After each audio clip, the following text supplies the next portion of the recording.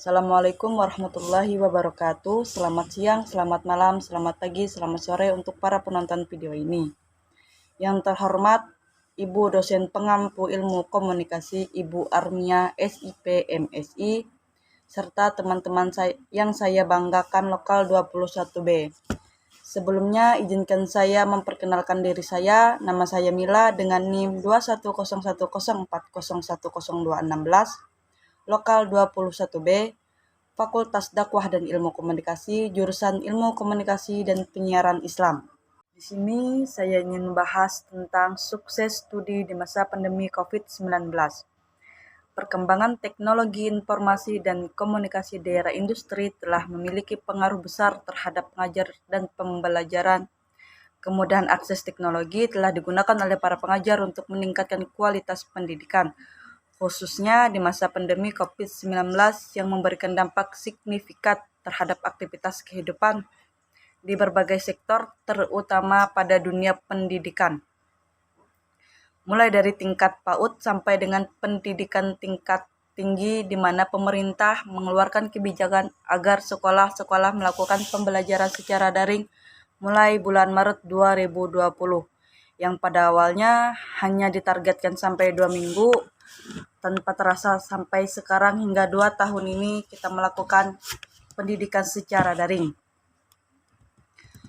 Situasi pandemi ini menjadi tantangan tersendiri bagi kreativitas setiap individu dalam menggunakan teknologi untuk mengembangkan dunia pendidikan, di mana saat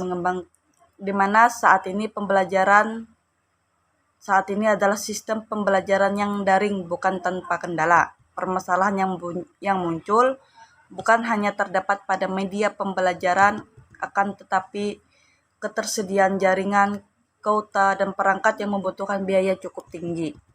Dengan keterbatasan yang ada, pembelajaran daring di masa pandemi COVID-19 ini telah berubah target mencapai kompetensi pada peserta didik pada batas paling minimum.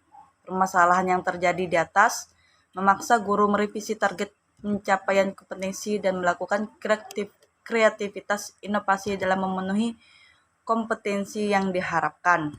Sehingga wajar apabila peserta didik hasil pembelajaran daring mempunyai kompetensi yang lebih rendah dibandingkan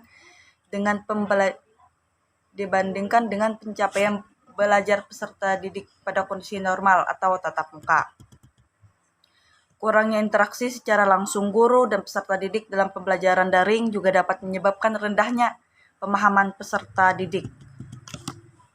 Di sini saya membahas ada 4 aspek yang ikut andil atau berperan penting dalam suksesnya pembelajaran di masa pandemi ini.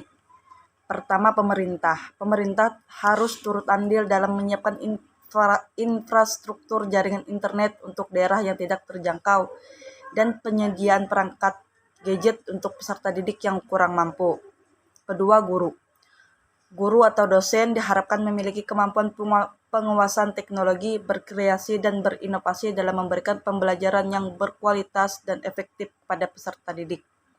Ketiga, peran orang tua menjadi sangat penting dalam mendampingi pemberian motivasi dan mengawasi kegiatan belajar anak yang sebelumnya dilakukan oleh guru. Terakhir, peserta didik diharapkan mempunyai kedisiplinan dan motivasi yang tinggi dalam mengikuti pembelajaran di masa pandemi ini. Karena walaupun 3 aspek tadi telah dipenuhi, jika dalam diri peserta didik itu tidak ada semangat untuk belajar, maka akan sia-sia. Mau bagaimanapun pemerintah menyediakan sarana prasarana, mau bagaimanapun orang tua memantau pergerakan anaknya, jika dalam diri anaknya sendiri tidak ada semangat untuk belajar, maka akan sia-sia. Sekian dari saya. Wassalamualaikum warahmatullahi wabarakatuh.